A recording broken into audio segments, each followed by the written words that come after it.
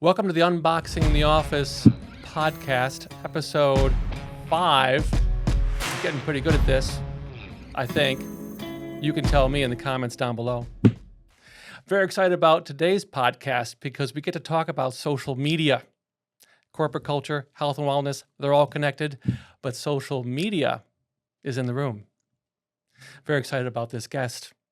Social media consultant, entrepreneur, mastermind, a coach of coaches, and guru, Josh Johnston.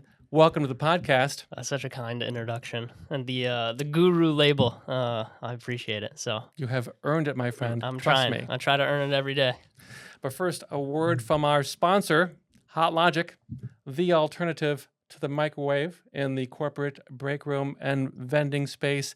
Yes, you no longer have to be chained to that infernal machine. Lunch is hot and ready, waiting for you. There's the commercial. Back to the program. Josh, thank you so much for coming out. Of course, brother. I'm happy to be here. Yes. Well, I'm going to put you on, as I suggested, I'm going to put you on the spot today Okay. Yeah, I'm cool with it. because I'm a corporate culture guy. Yeah. And you social media guys, Yeah, we're not very corporate. you're causing trouble. Yeah, it's chaotic. Yeah. Mm-hmm. But of course, you're someone who is no stranger to trouble. Mm-hmm. You've had your own share of, and I don't want to give it away, but you've had your own share of challenges in your life. Mm-hmm. I don't know if you're willing to talk about it, Sure. but Yeah. I wanted to give you a minute to share. Mm-hmm. If you're willing to share. Yeah, absolutely. I guess are you wanting something that's like more business related? Because entrepreneurship is a struggle. Yes. it's not an easy route to go. And you've struggled more than most. 100%. Yeah. Yeah. I mean, most people will look at, the 8 years that I've put into entrepreneurship at this point and be like, oh yeah, like he's always been at this level or has gotten here really easily. And no, it's like, it's tough every single day. So yeah, I mean, I can go a little bit deeper on my background and What was one of the toughest moments for you in building your business?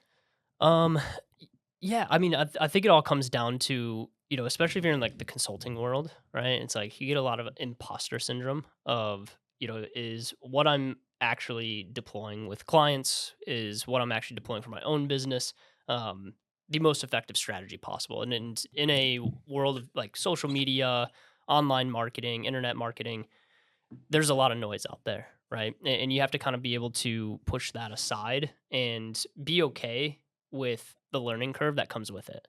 And if you have a ton of imposter syndrome, and this is stuff that I still deal with today, is can I actually deliver the types of results, one for my own business, but also I'm now in charge of the strategy for 50 other businesses as well. Is like, yeah, it's like that's a lot of weight to hold. So yeah, I think battling imposter syndrome, every day. If you run an online business, if you run a business in general, like you're going to run into those things, but there's comfort in action, right? It's like if you just take the action and kind of put that imposter syndrome to the side, it alleviates some of the anxiety and stress from it, as long as you're fully committed to it and you're constantly pushing forward. So, yeah, I mean, there's imposter syndrome, there's deals that have gone south, there's, acquisitions that didn't pan out the way that we wanted them to. I mean, I have a laundry list of all the things that went wrong inside of my business, inside of the businesses that I've supported. And it's not all sunshine and rainbows. It's like, yeah, like today I had a client that, churned, and it's like, okay, like, what are you going to do? Are you going to sit around and sulk and You call it churned. churn? Yeah. What does that mean precisely? Yeah. So churn is just like, it's more famous in like B2B client service type businesses. So churn just means like, it's like the opposite of retention. So if you retain someone, they stay on as a paying client. If you churn them, you lose them as a client, or you lose the retainer. Did you fire them or did they fire you? They fired us. Yeah. Oh, it happens. It happens, man. Yeah, it happens. It's part of the game. It's it is a law of physics, a little thing called entropy. Everything degrades over time. This house, these lights, they'll all go out at some point in time. Everybody dies at the end of the day, and eventually you'll lose every single client, right? As I like to say, if you haven't lost a client, you haven't been in business long enough. That's right. Yeah, absolutely. So it's like it is inevitable. Then there are things that you can do to, of course, make sure that those things happen less, and you keep your turn percentage in a really good spot. And ours is in a great spot, but at the same time, it's like, people come in and it's like when you're selling information, when you're consulting, people get their fill of what they need and sometimes they move on. And a majority of our relationships, like when people churn out of our organization, it 99% of the time, it's on really great terms. It's like, hey, you guys have been so helpful for this stage of the company. I think we have what we need. We're just going to go either take this in house or we're going to go work with someone else that gives us a different perspective into our business, which it's like, yeah, I understand that. Like, I don't really have any beef with it. Josh, thank you for sharing. Imposter syndrome would not have been something I ever would have suspected of you. Yeah, I mean, I think it happens to everybody. It's especially as you're getting started in this space. Like it's very heavy, but you kind of just have to drown it out, and you just take massive action against it, and it tends to subside a little bit. Now the audience knows better why we refer to Josh as Mastermind, Yeah, sure. because he has a different perspective, a different view on things, which is one of the reasons why I wanted to bring him in today. Because getting back to corporate culture and social media, we all know, of course, what the social media platforms are all about. At least we think we do. But when it comes to corporate culture, in the office, in the boardroom, Josh, help us to understand, what does social media mean to a corporation? Well, I think you have to understand what the end result you're wanting from it is the biggest thing. And most people just go in guns blazing of like, yeah, I'm just going to go start posting on social media. You gotta have to have the end in mind to reverse engineer the way that you're going to utilize your social media. So if you're going in just to make posts and just to get eyeballs, cool. Like that can be, a strategy on its own. But if you're trying to get deal flow, if you're trying to monetize it in any way, understanding that that ideal client profile or like the people that you're trying to reach will be important. Building out a strategy that will get them to that end result will be important, and we can go into a little bit more depth there in a second. But it's all about the end result. Well, what are you trying to do with it before you actually start doing it? If it's just to reach more eyeballs, then of course your strategy can revolve around that. If it's to close deals and to generate revenue for the business, then it's an entirely different strategy as a whole. It's just a way different. It's a way different strategy when it comes to like we call it. Are you familiar with funnel? Oh, Like, sure. okay, cool.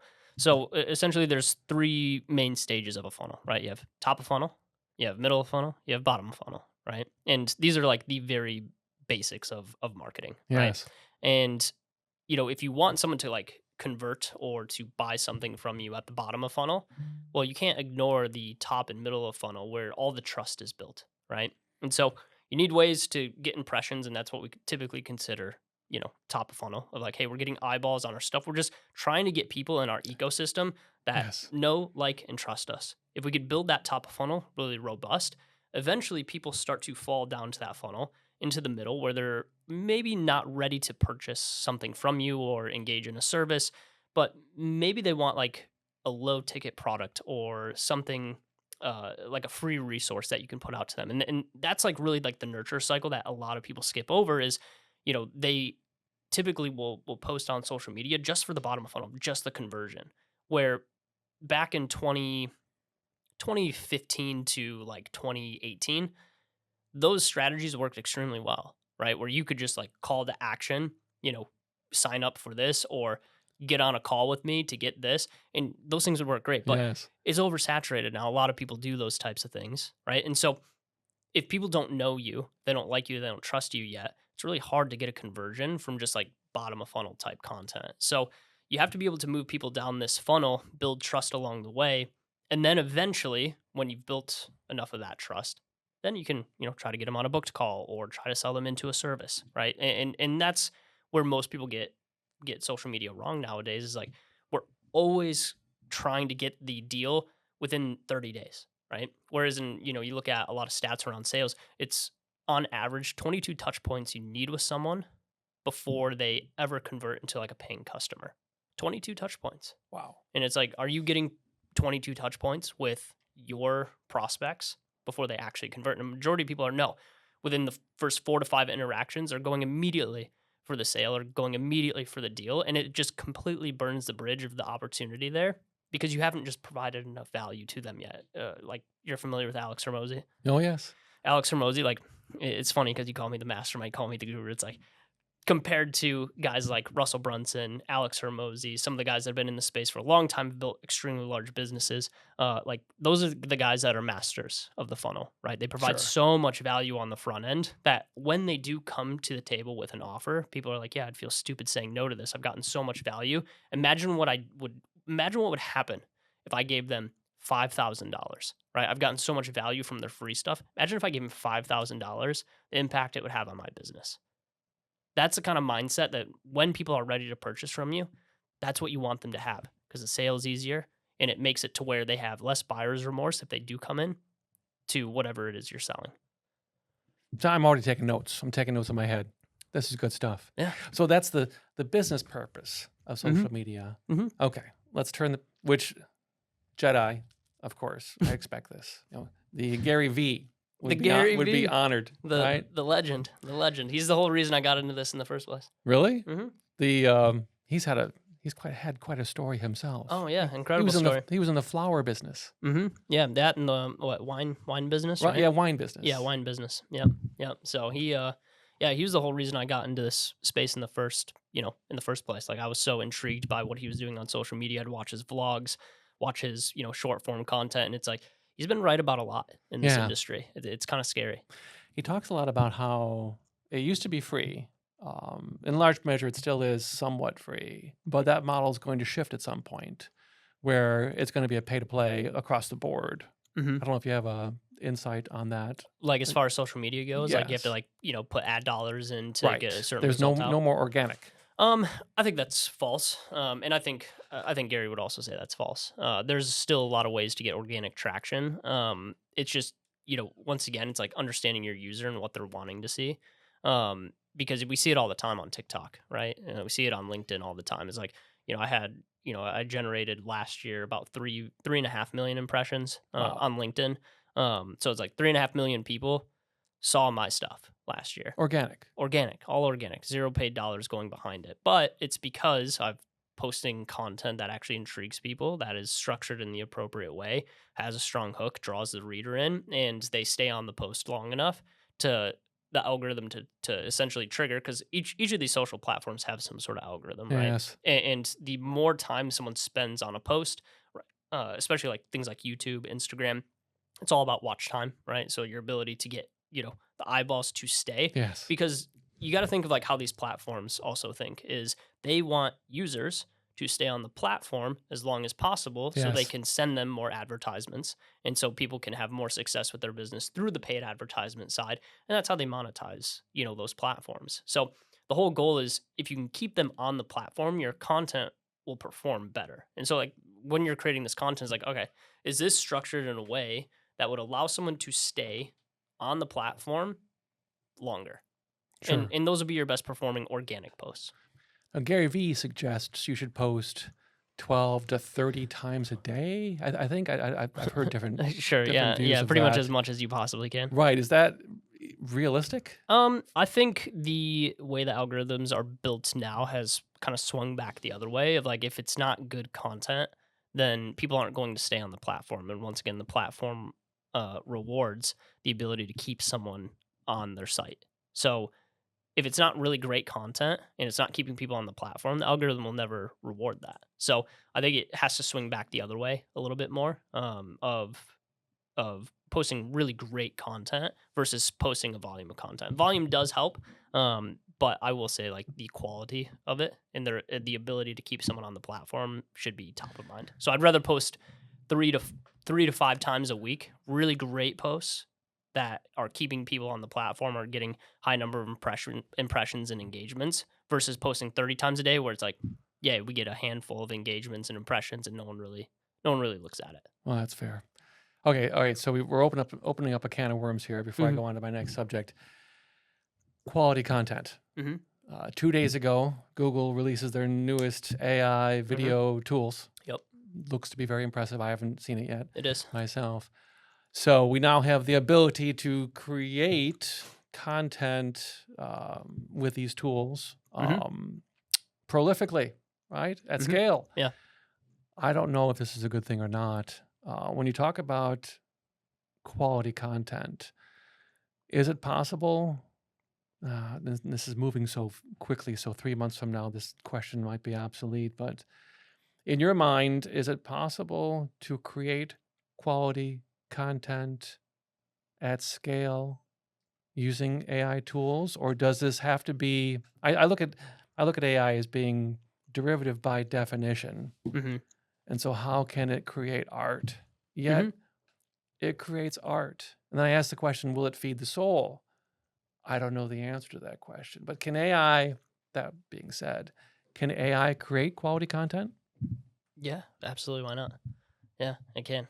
As long as it's prompted in the correct ways and it follows, a very it's all psychology, right? So like, AI can understand psychology and it can lay it out in a format. It's like a lot of my LinkedIn posts all written by AI. Sure. It's like I don't sit there and spend hours writing my Right. content. I don't have time to do that. So it's like, my some of my top performing posts last year 100% written by AI. I come in and make some changes to them and edits, but it's about more about what you're talking about and how the user feels. Is it an argument based post? Are you splitting your audience in half? Are you, creating divisions somewhere?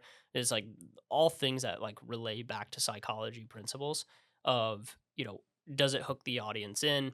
Is it going to be able to like cause some sort of controversy or emotion built up inside of them? Those are the pieces of content that do well, and AI can produce that, but it just has to be, of course, prompted in the right way to produce that type of content that will actually get engagement and eyeballs. So you're a steward of agencies Yeah. that create content, Yeah. and here comes AI. What is going to be difficult question to ask, but I have to ask it. Hmm. What's going to be the impact of AI on the social media agency Hmm. business? Yeah, short term, positive Okay. impact. It's going to allow agencies as a whole. If you guys aren't familiar with like the agency model, basically it's a service based business. Whether it's online marketing, it could be content creation, whatever it is. But it's going to help with efficiency for those types of companies. Basically, being able to lower overhead and getting revenue per employee up while dropping, some of that, some of the operating costs of, the labor. We're going to be able to replace a lot of that, right? So short term, probably 3 to 5 years, agencies will become more profitable than ever running these types of models. Now, as far as like replacing agencies as a whole, it's hard to say. We don't know exactly how AI is going to impact an agency from that standpoint. Mark Zuckerberg was on a podcast recently, and he talked about how their engine will be able to now just you give it a goal, you tell them what type of company you run, and it's going to be able to run Facebook ads for you. So it's And like it'll not only create the ad, it'll create the campaign. exactly, but it's like what I'm seeing from the AI side right now of like these engines that are so automated and will just push it out. They're just not great yet. Right. And you know it really takes like a prompt engineer or like someone to like feed it the right information, the right data. I think eventually it will get to the point where it's very plug and play, it's very easy to use, but as of right now it's hard to make those assumptions just based off how new everything is. And it's causing a lot of fear like in the marketplace. But it's like there's nothing you can really do about it, right? It's coming whether we like it or not, and you just continue to do business as usual. Try to get your margins as big as possible, stack a bunch of cash, and if you need to make a pivot, you can. But it's, right now it's like we're utilizing it as a tool, as an asset to the business. We're not looking at it as a competitor quite yet. I think at some point it could be, it could happen, but it's like the same thing of like, is AI gonna take over the world and be the new alpha versus humans? It's like yeah, it could happen, but it's like we can't really worry about it until it hits. So It had not occurred to me that there might come a day when a competitor, a new social media agency emerges into the field, and it is revealed that it is 100% AI. yeah, and there's some agencies right now, especially on like the creative side, they're like fully leaning into the AI. And like there's an agency called Icon right now. Just creative agency. They do a lot of static video advertisements. Um, but it's like you look at some of the feedback or like understand their reputation in the space, and it's like it's hit or miss right now. So Sure. it's not anything that's like incredible. I think there's still you're gonna know for the foreseeable future when something's AI versus, hey, we put the time, effort, and energy into this to like actually script something out. Like I don't think AI understands humor extremely well. I don't, and like some of the best performing ads that we've ever laid eyes on from people like Chamber Media or Harmon Brothers, who are notoriously known for launching these like very funny social media campaigns. They've had some of the most successful social media campaigns out there. Um, is like I have a hard time believing it will be able to create that type of content. Sure. Wow. It had not really occurred to me before all the challenges social media agencies are going through themselves. Hmm. I think about, I'm a corporate culture guy. I think about the challenges of the Fortune 500, Hmm. those groups, and I'm gonna and I'm holding back, but we're gonna talk about the impact social media has on those groups. But it never occurred to me that by the same token, these agencies are are having their own struggles. Oh, of course, yeah, yeah. It's a new industry, right? It's still growing, and it is technology is their business, so of Hmm. course they're impacted by it. Yeah, But yeah. Everyone is. okay, well, all that being said, I have to ask the question. Okay, in what I like to refer to as this instantly public world, Hmm. when organizations are making good decisions and bad decisions, and social media has a knack for exposing these good decisions and bad decisions, what kind of challenge does it present to building brands? How do you build a brand? This is a different world Hmm. than we lived in 30 years ago. 30 years ago, I like to say you could build a brand. Hmm. Today, brands are quite often revealed, Hmm. whether the organization wants them to be or not. Sure. How do you build a brand in the social media world that we Yeah. live in? Yeah, good question. So as of right now, like, it's really built off of like personal brand. That's how it all gets started. Eventually what happens is it does transition into a business brand if the entity gets large enough, right? If enough people understand or know it. Really great examples, Pepsi, Coca-Cola, Sure. some of the companies that have been around forever have great products. People are used to consuming them. They don't need a face to that brand because it's so well known, right? So Right. they have kind of like what we call like a moat around their Yep. brand and their brand identity. And it's like, it's really hard for, a competitor to like wedge their way in there. Now, when it comes to like more personal brand and like smaller businesses, the hardest thing is like getting your face recognized first before the Mm. business ever gets recognized. And it's a lot easier to get your face recognized than it is because people resonate with people, right? That's why Gary Vaynerchuk is such a big name in our space. That's why Alex Ramosi is such a big name in our space. It's because people resonate with a face more than they ever will a logo, like a company logo. But there is like a tipping point, and where that point is, I don't know. I've never made it there quite yet, Not right? yet. Where the Soon. where the business brand does, outweigh what the actual founder can do, right? So a good example of this would be like something like Nvidia. Mm. I don't know if I said that right. Yeah. Right. Nvidia, right? They're doing a lot, and like they're relatively new business, as far as like their growth goes. But it's like who's the face behind that? I can picture him. I can picture him. I couldn't name him. Yeah, he couldn't name. I don't remember what his name is, but it's like, yeah, it's like, it's a Fortune 50 company. Yeah. And so with that being said, it's like if you're building a small business, like it should be built off the back of your personal brand because people will always Mm. resonate with a face more than they will a logo. And it's like very few people will ever get to the point where they could just focus on brand. It's like very few people will ever build a company like Toyota, Ford Motor Company, Coca-Cola, Costco. It's like, okay, those are all led by the actual brand itself. And it's like few people ever do that. So if you're like contemplating, should I build this personal brand or should I build my business brand? You should build your personal brand 10 out of 10 times.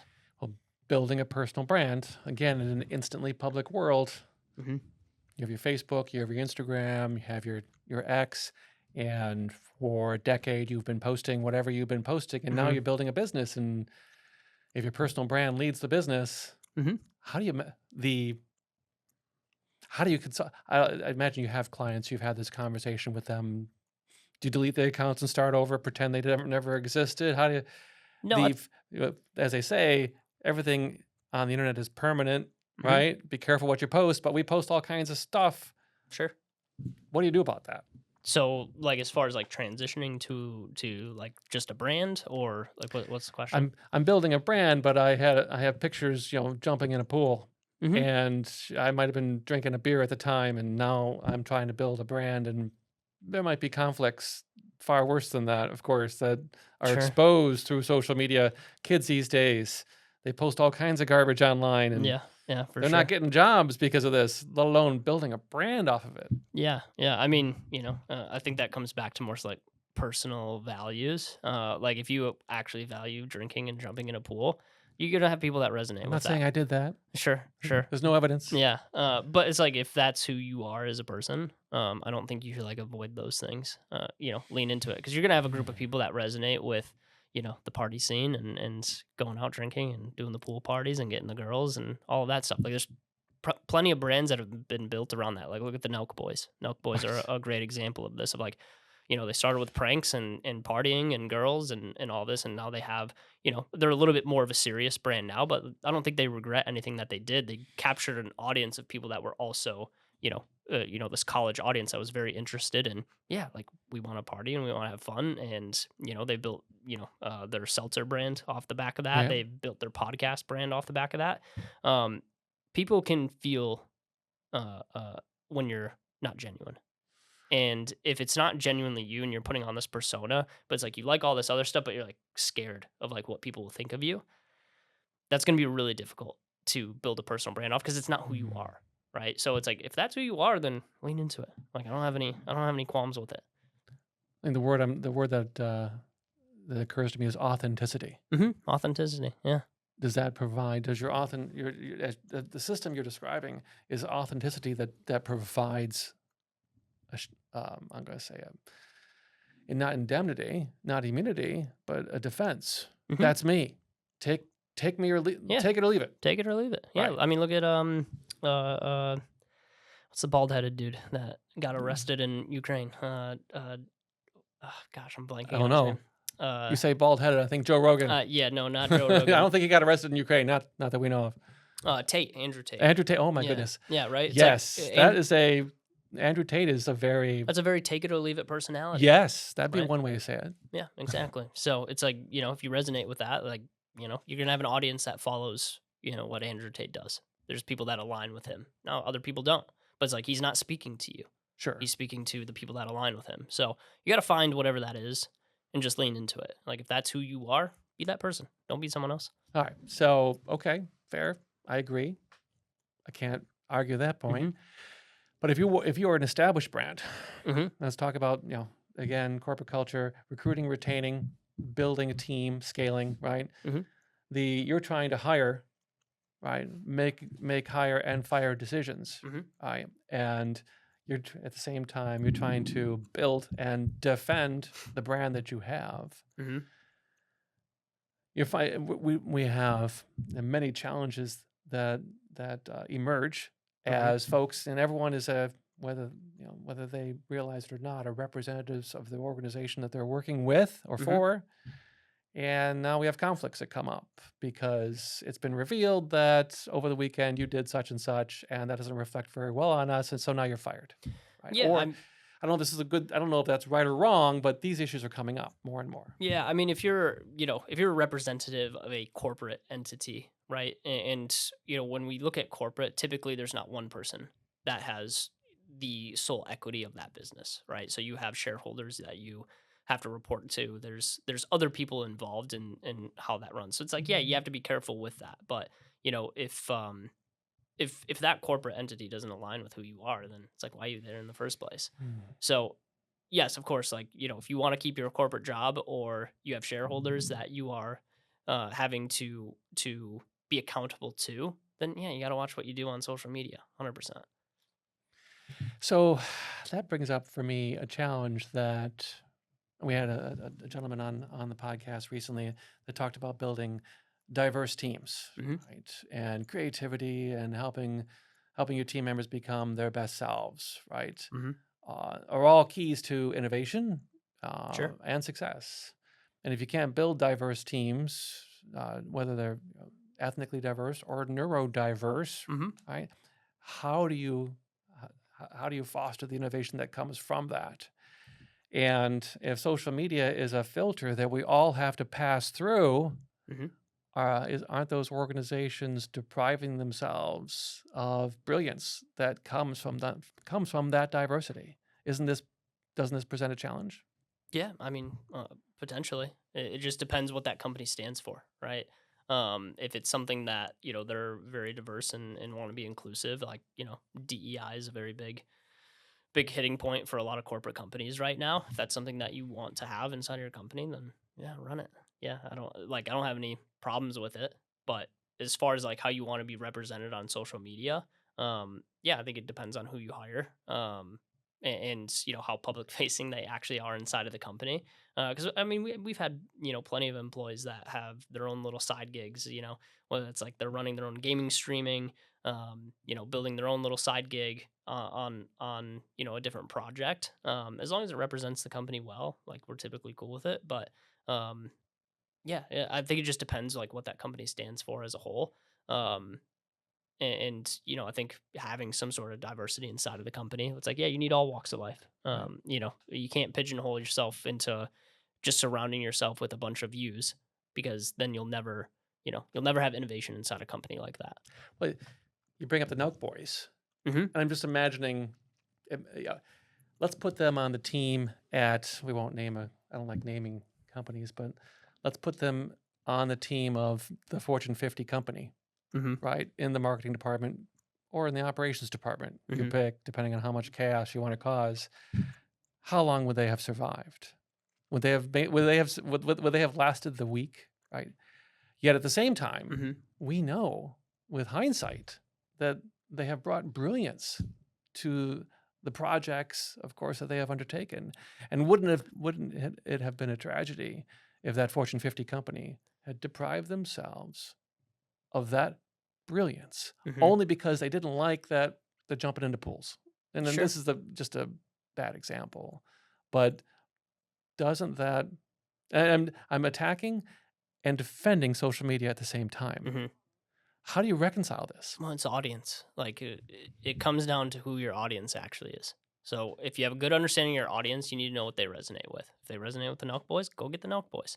If they don't resonate with the Nelk Boys, stay away from the Nelk Boys. It's like it's not hard to like figure that piece out. And Fortune 50 companies, a majority of their audience does not resonate with the Nelk Boys. It's like if you're selling, you know, Ford cars, it's like a majority of your people don't care about the party scene that you're selling to. Wow, the trucks that since I'm from Detroit, Mhm. my great grandfather worked for Henry. I'll defend Ford with my dying breath, but at the same time, we know that they're producing Raptors and other such very fancy trucks that Mhm. are made for scaling mountains and tailgating and having all kinds of fun. So their audience includes the Nelk Boys. Sure. But and there I went and named a company. I shouldn't do that. The does Ford Motors culture Mhm. enable them to be able to recruit and retain folks, kids that push the boundaries? Yeah. And Well, doesn't that present a challenge? companies like Ford Motor Company don't need the Nelk Boys. You don't think so? No, no, they don't, because they have a big enough brand that's going to surpass. Like, if people are interested in the Raptor, right, they're going to go get a Raptor. Sure. So they don't need the same type of marketing. Like what you're talking about is like brand versus direct response marketing. Direct response marketing is more like, hey, this influencer is supporting this thing, you should go buy it, right? Like that's direct response marketing. Ford doesn't do direct response marketing. When's the last time that you saw a commercial where it was like buy today? Yes. It doesn't exist. The dealers, maybe. Yeah, maybe the dealers, but the dealers are are, Right. are not employed by Ford Motor Company, Right. right? They're standalone entities. Whereas in you look at like a smaller brand, whether it's a clothing brand, and it's like, hey, these are the types of clothes the Nelk Boys wear. Then yeah, you could have a direct response advertisement to this of like Kyle Fogarty, who's kind of the head of the Nelk Boys. It's like this is the clothes that he wears, and yeah, you could do a social media post with him or a collaboration. It's like, hey, you get 20% off when you use Kyle's name at checkout, right? Sure. That's more direct response. But like Fortune 50 companies, they've built such a moat around what they do that they don't need that. So like they just need to go and post their logo places, right? It's like the same thing with Rolex. It's like Rolex doesn't like when's the last time you were like buy a Rolex? It's like everyone wants a Rolex, because Yes. it's a status symbol, Yeah. right? I'll concede that argument, Mm-hmm. but I'm going to revisit the argument for innovation. Mm-hmm. It's widely known that large organizations can have challenges with innovating, Mm-hmm. producing innovative products, and there's no doubt a multitude of reasons for that. I am arguing that one of the reasons why they have challenges with innovation is because they don't have these teams, Mm-hmm. diversity of thought, right? Sure. And social media is presenting a challenge to recruiting and retaining diversity of thought Mm-hmm. because it's an instantly public world. We all know what everyone else is thinking, or at least what they're willing to post, even if they delete it. And that's difficult for large enterprises Mm-hmm. to deal with, Sure. particularly with often slow moving organizations, because this happens at the speed of thought. Yeah, exactly. And that's the disadvantage of running a very corporate organization. Is like just it's a big boat to move, and Yeah. it's hard to make those changes. So it's like yeah, and we see companies like big companies are leaning more into like the influencer route, more and more. But it's people that align more with their brand than it is with people that are like drastically different. Like if I saw Nelk Boys on a Ford commercial, And we keep beating up on the Nelk Boys. yeah, yeah, yeah. Like that would be a wild.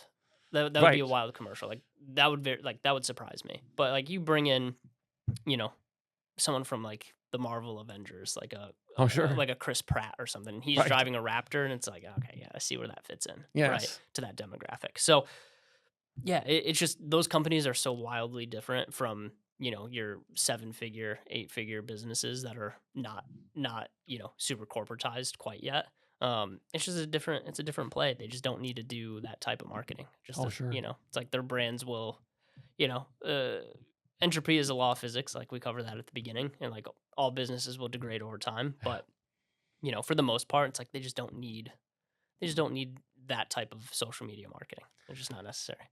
Well, you mentioned influencers. Mm-hmm. Of course, AI is going to have, I imagine, some kind of impact on the influencer market as well. Mm-hmm. How are you seeing that? And that's an entire industry to themselves.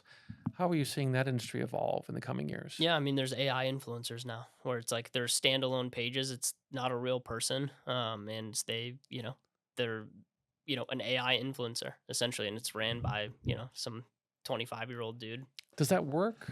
Yeah, of Is course. it authentic, quality content? Some of them can be, yeah. Some of Wow. them can be. So, how often are your clients, the agencies, their clients, bringing you guys in to consult on how do we deal with this? How do we take advantage of these technologies while at the same time not doing any damage to the brand that we've already built? Yeah, I mean, you can typically point out AI work, and some brands are very into it and they want you to lean into it, and then other brands are like, hey, this messaging, like it feels scripted from AI. So like you have to utilize it as a tool right now, but outside of that, it's like it's not really replacing agencies quite yet. It's like and it's very hard to tell like when that tipping point will be, because all these large language models are built off of information and feedback, right? So it's like the more that they get, the better they're going to become over time, Yeah. right? So it's like it will be a matter of time before potentially you don't need people, and it's like you could have there's an article I read the other day where someone mentioned like we will have the first $1 billion business run by one person with this AI A technology. 12-year-old. Sure. Yeah. Yeah. It could be anybody. But it's like, yeah, you could have one person on the team that could generate $1 billion. Like that will happen, within the next decade. Wow. That's transformative. I can't even I have a hard time wrapping my mind around that. It's crazy, isn't it? But yeah, I can see it being real. Yeah. Okay. So I don't know if we've really zeroed in on the key question here, and I have to do it now. So not with respect to marketing, operations, agencies, influencers, and such and so on. Social media was born 25 years ago. Facebook was 2001 or Ish. MySpace. Yeah, we had MySpace before that. Yeah, but like I think I think MySpace was like one of the first ones. And so it's been roughly 25 years, right? Yep. The impact that it has had on our culture Mm-hmm. uh, goes without saying. It's had a transformative impact on Sure. our culture. Yeah. Some Good. positive, some negative. Right. So from your perspective, since you have a eagle eye view, how do you see the technology evolving in the next 5 and 10 years, Mm-hmm. with specifically regarding its impact on our culture writ large? Mm-hmm.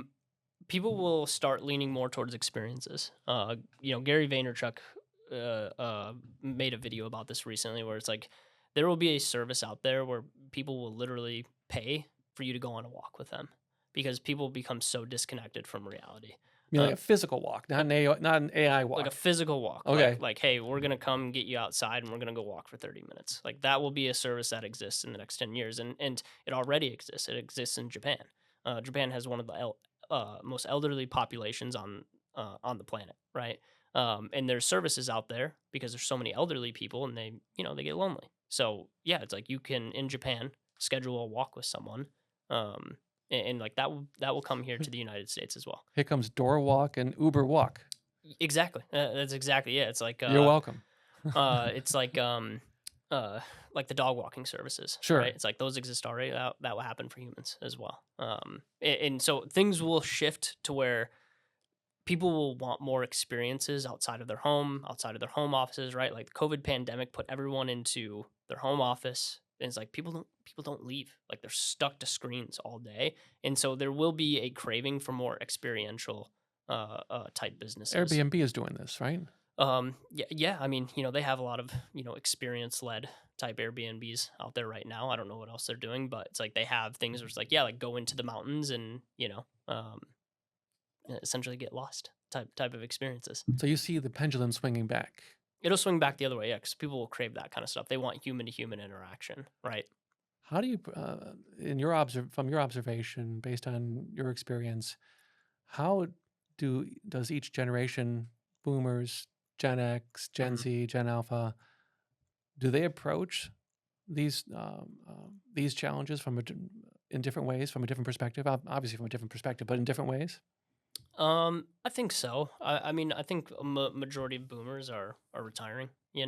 I think for the most part, it's like what they say. It's like the biggest wealth transfer Yeah, to ever happen, right? So it's like there's gonna be a lot of businesses that go for sale, especially a lot of like service based businesses. yeah. Your contractors, all of those types of things. Like those people are gonna want to get out of those businesses relatively soon.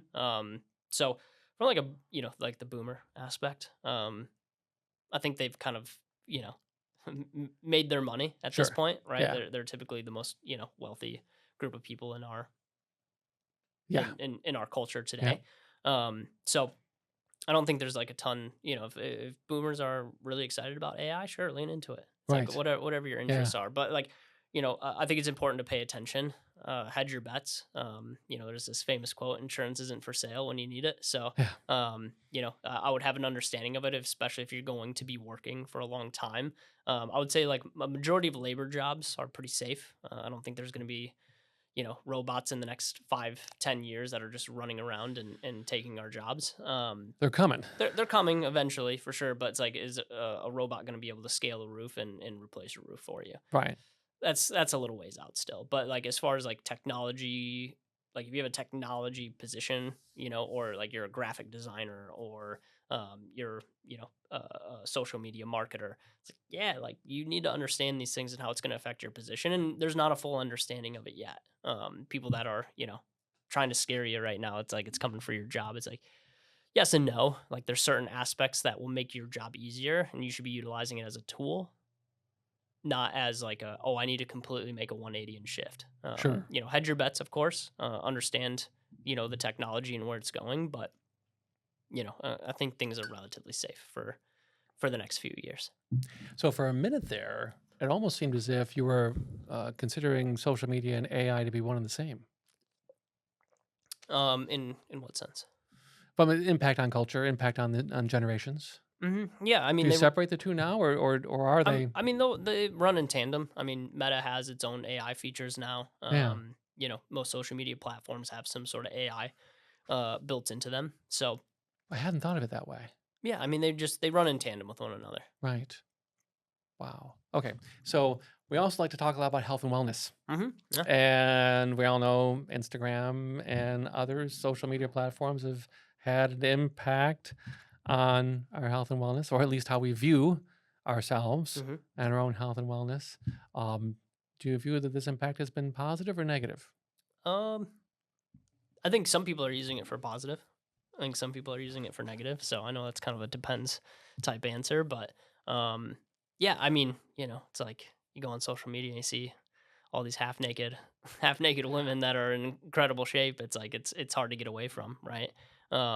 So it's like I think it has a big impact on our younger generation of like how they see themselves and how they want to be represented. But I think it also comes down to the parenting of like, Sure. how well you parent that person. And it's like, yeah, you should be healthy, right? But at the same time, like you can't measure yourself up to unrealistic expectation, Or right? AI creations Yeah, or AI that creations aren't of even human. yeah, exactly. And it's like, yeah, there's a lot of fakeness out there.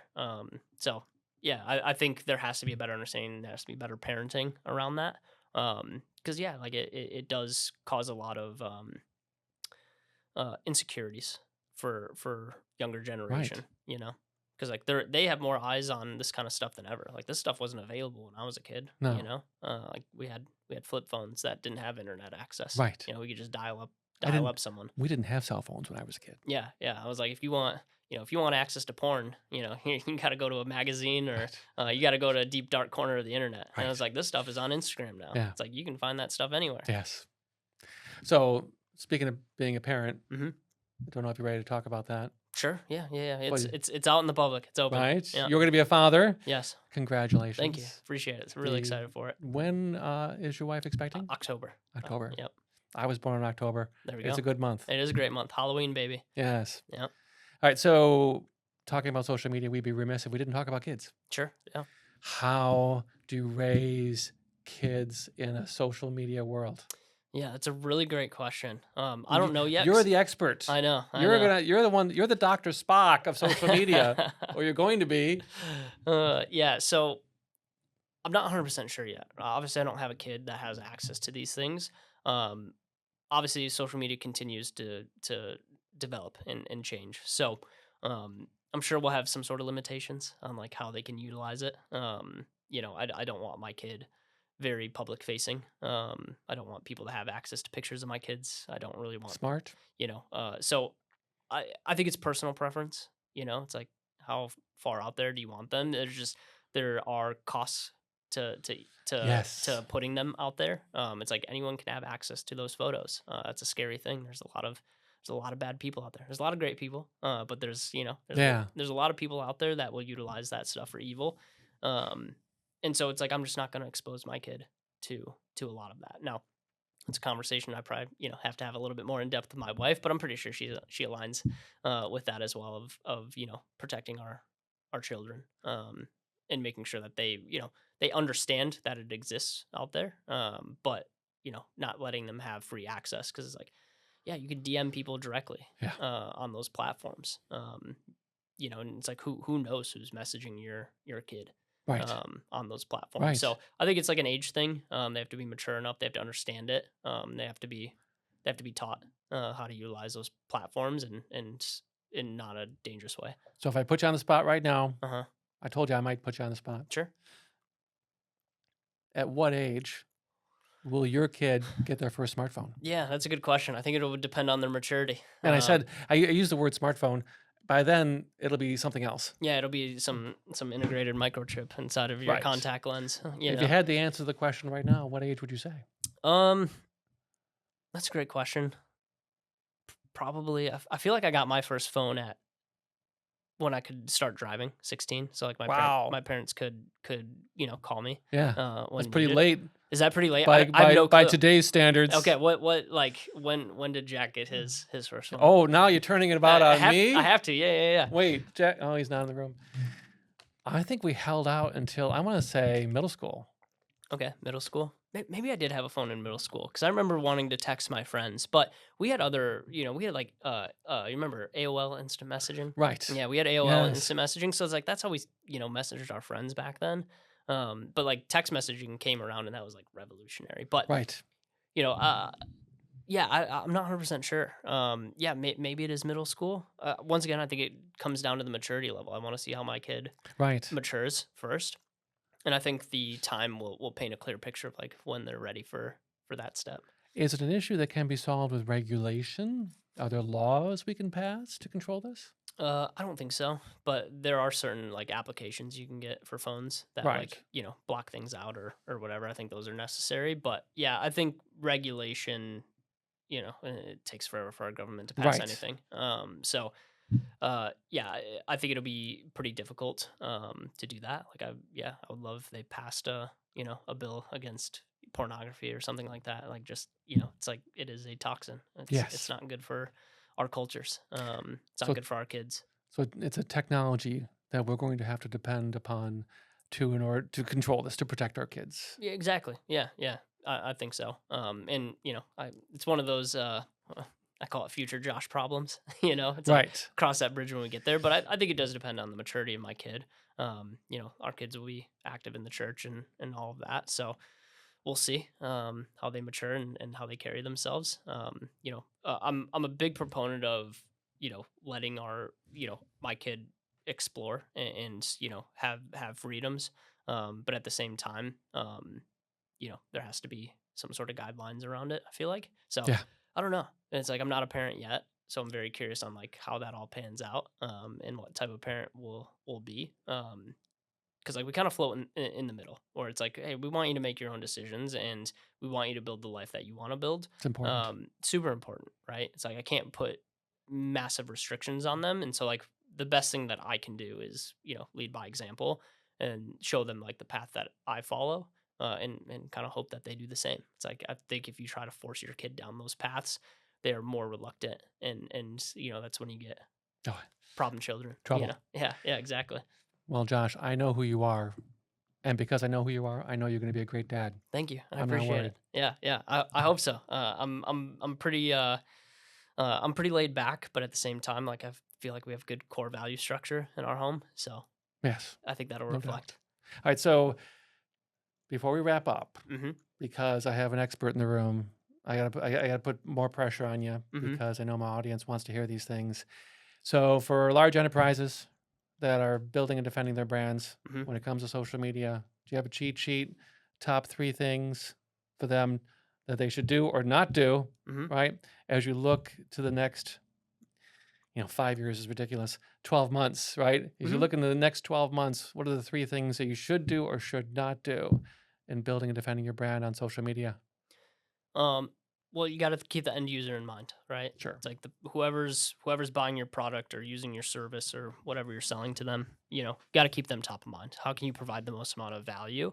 I'm a big proponent of like, people that will spend time, effort, and energy on your content or whatever you're posting, right? They're going to pay with their low dollars. And then when they pay with their low dollars, they're going to be more willing to pay with their high dollars, right? So it goes back to that whole funnel system. So it's like, what's the end user, what's the end result you want to get out of this, and reverse engineer on how exactly you can take them through this essentially client journey or customer journey to get to the end result that you're wanting. But it's going to require you to put a lot of value and a lot of attention and get those eyeballs and create trust before getting them to purchase whatever it is that you want them to Sure. purchase, right? So um, this whole social media era, there's a lot of mistrust. There's a lot of people burning other people. So it's like, yeah, like our biggest leverage point with people right now is building trust. Show them that you're a brand that can be trusted, and that'll take care of the rest. Know your audience, Mhm. trust. Mm-hmm. What was the third piece? I missed it. Yeah, I think those are the two main ones. Third piece would be consistency, I guess. And authenticity. Authenticity. Yeah, 100%. Don't want to forget that one. Yep. This has been awesome. Josh, thank you for coming on course, the Unboxing the Office podcast. Thank you to our sponsor, Hot Logic, the alternative to the microwave. I think this was great, talking about corporate culture Yeah.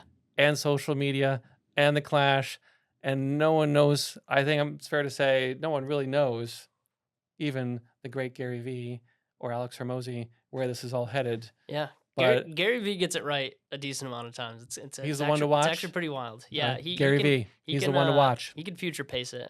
Hormozy's great too, but it's like, Right. there is, who knows? Who knows? I'm sure Gary's gotten it wrong a few times as well. So And number 3 on my list, Josh Johnston, there we go. Hydra Consulting. Thanks, Bernie. I appreciate it. Yeah, of course, brother. Yeah, thanks for letting me come on. We'll put the links down below. DM us with questions. Thank you for joining us today.